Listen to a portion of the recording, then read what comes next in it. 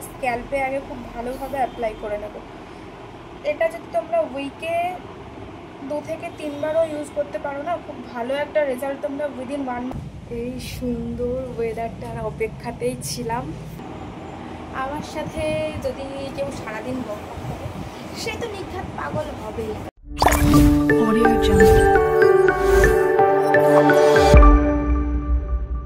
নমস্কার সকলকে, তোমাদের আরও একবার স্বাগতম আমার নতুন একটি ব্লগে। তো তোমরা দেখতে থাকো আমি সারাদিন কি করি না করি। ঘুম থেকে উঠেই তোমাদের সাথে ইন্ট্রো দেওয়ার জন্য চলে এলাম।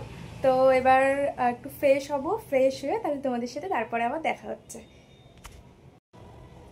আজকে ভাবছি একটু হেয়ার ওয়াশ করবো আর মাথায় কিছু একটা লাগাবো। এই সামনে দিয়ে চুলের মানে এতটা পরিমাণে হেয়ার ফল হচ্ছে কি বলবো, এই জায়গাটা পুরো ফাঁকা হয়ে গেছে, এখান থেকে প্রায় ফাঁকা হয়ে আসছে। এই হেয়ার ফলের প্রবলেম নিয়ে যে কি করা যায় তোমরা যদি কেউ জেনে থাকো অবশ্যই কমেন্ট করে জানাবে। তুমি শর্টকাট এখন সকালবেলায় উঠে আমি এই ড্রিঙ্কটা খেয়ে বিট গাজর আরও অনেক কিছু আছে, এটা দিয়ে একটা ড্রিঙ্ক রয়েছে।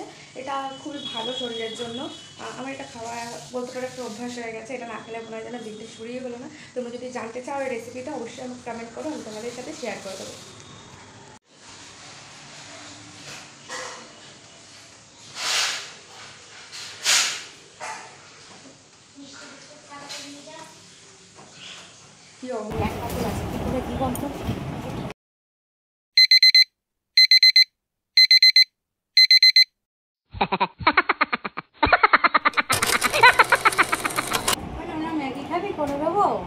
ম্যাগি ইচ্ছা করছে না আজকে। কি খাবি বল? দেখছি কি খাবো, ম্যাগি করে দাও তাহলে। ম্যাগি করে দেবো? হ্যাঁ ঠিক আছে। তো আজকে আমি তোমাদের সাথে একটা রেমেডি শেয়ার করব। বেশি কিছু ইনগ্রেডিয়েন্টস লাগছে না, জাস্ট লাগবে একটা পেঁয়াজ। তোমাদের চুলের লেন্থ বা ভলিউম অনুযায়ী নেবে তোমরা কীরকম কতটা কি পেঁয়াজ লাগবে। যেমন আমি 2টো পেঁয়াজ নেব, আর নেব একটু কোকোনাট অয়েল আর নেব একটু ক্যাস্টর অয়েল। তো চলো ওটা বানিয়ে তোমাদের সাথে আবার দেখা হচ্ছে।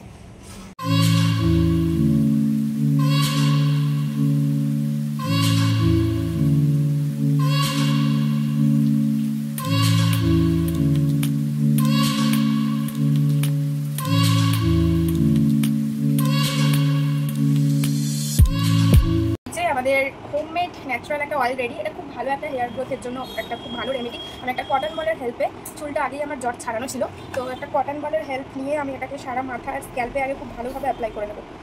এটা যদি তোমরা উইকে 2 থেকে 3 বারও ইউজ করতে পারো না, খুব ভালো একটা রেজাল্ট তোমরা উইদিন 1 মান্থ দেখতে পাবে। পড়ছে এটার পর যদি তোমরা হেয়ার ওয়াশ করে নাও তো খুব ভালো হয়, কারণ পেঁয়াজের একটা স্মেল আছে, সেই স্মেলটা চলে যাবে। ইউনিসেক্স একটা রেমেডি এটা। একটু হেয়ারটাকে ভালো করে ম্যাসাজ করে নেবে অ্যাপ্লাইয়ের পর। ভালো করে এই যে ফিঙ্গার টিপসগুলো দিয়ে অ্যাপ্লাই করবে, নেল দিয়ে নয় কিন্তু। হ্যাঁ, এরকমভাবে সার্কুলার মোশনে হেয়ারটাকে ম্যাসাজ করে নিলে আরামও পাবে, সাথে আমাদের যে ব্লাড সার্কুলেশনটাও খুব ভালোভাবে কাজ করবে। ওইটা তোমরা 2 থেকে 3 দিন এই রেমেডিটা ইউজ করতে পারো। আরও অনেক রকমের রেমেডি আছে, যেমন কার্ড খুব ভালো চুলের জন্য। সবসময় সব কিছু অ্যাপ্লাই করা হয়ে ওঠে না, সবারই এখন ব্যস্ত জীবন, তবুও একটু সময় বার করে নিজের জন্য একটু সেলফ কেয়ার আছে। আমি এখানে আমার বাবাকে অ্যাপ্লাই করে তোমাদের দেখিয়ে দিলাম যে এটা ছেলে এবং মেয়ে উভয়ই ইউজ করতে পারবে, যাতে তোমরা বিশ্বাস করে যে ছেলেরাও ইউজ করতে পারবে। তো মাথায় ওই অয়েলটা অ্যাপ্লাই করার পর হেয়ারটা জাস্ট একটা বার্ন করে নিয়েছি। এবার 10 থেকে 15 মিনিট রাখতে পারবো। আজকে হাতে বেশি টাইম নেই, এখন বাজে 1:20, অনেকটা লেট হয়ে গেছে এটা অ্যাপ্লাই করতে করতে। তো আর কি 10 থেকে 15 মিনিট রাখার পর হেয়ারটা ভালো করে ওয়াশ করে নেবো। হেয়ার যদি তোমাদের ওয়াশ করতে প্রবলেমও হয়ে থাকে, তোমরা যদি মনে করো এটা রেখে একদিন পর হেয়ার ওয়াশ করবে, সেটাও করতে পারো যদি তোমাদের প্রবলেম না হয়, কারণ এটার একটা স্মেল আছে। পেঁয়াজের যে স্মেলটা সেটা অনেকেই হয়তো সহ্য করতে পারেন না, তো সেই কারণেই বলা যায় হেয়ার ওয়াশ করার জন্য। আমারও অতটা ভালো লাগে না, মানে অ্যাপ্লাই করছি এটুকুই, এরপরে যে স্মেলটা সারাদিন থেকে যাবে ওটা একদমই ভালো লাগবে না। এরপরে হেয়ারটা ওয়াশ করে নেবো, যেরকম সিল্ক হবে সেরকম হেয়ার গ্রোথটাও ভালো থাকবে, হেয়ার ফলটা একটু হলেও কম হবে। আমি স্নান করে চলে এসেছি, হেয়ার ওয়াশ করেছি। আজকে অনেকটা লেট হয়ে গেছে, প্রায় 2টো বেজে গেছে, হাঁপিয়ে গেছি আস্তে আস্তে, দৌড়াতে এসেছি। খুব তাড়াতাড়িভাবে স্নান করতে হচ্ছে, আমাদের এখানে টাইমে জল যেহেতু 2টোর সময় জল চলে যাবে, পুরো কাটায় গিয়ে আমার স্নান শেষ হয়েছে। আর যেহেতু হেয়ার ওয়াশ করবে একটু টাইম লাগবেই। চলো এবার একটু টোনার অ্যাপ্লাই করে একটু আগে জল খাই, শান্ত হই আগে।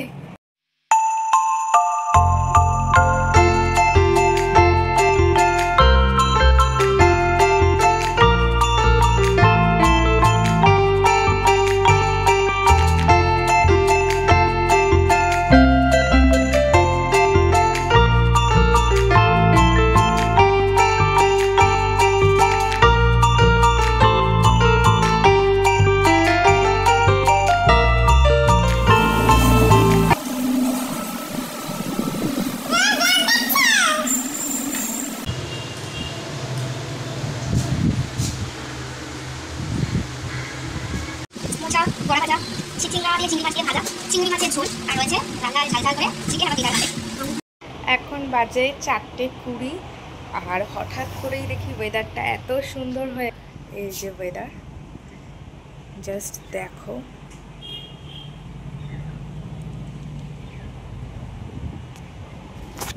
এই সুন্দর ওয়েদারটার অপেক্ষাতেই ছিলাম।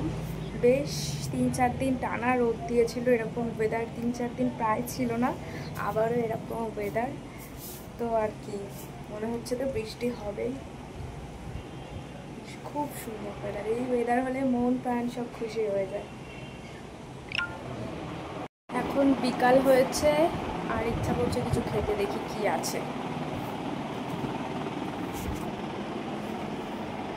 আছে হচ্ছে একটা দই, আমার দই তো খাই না, দই ভালো লাগে না।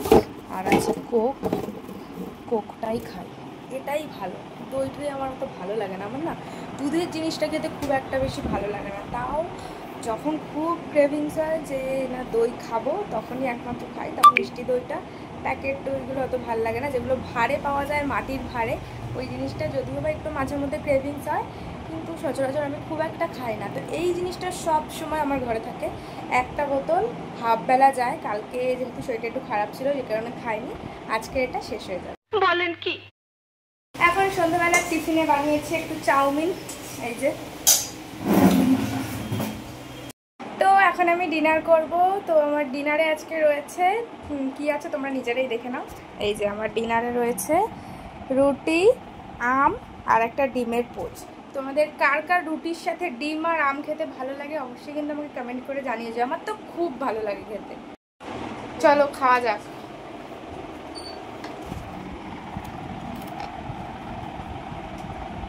একটু রুটি সাথে একটু আম,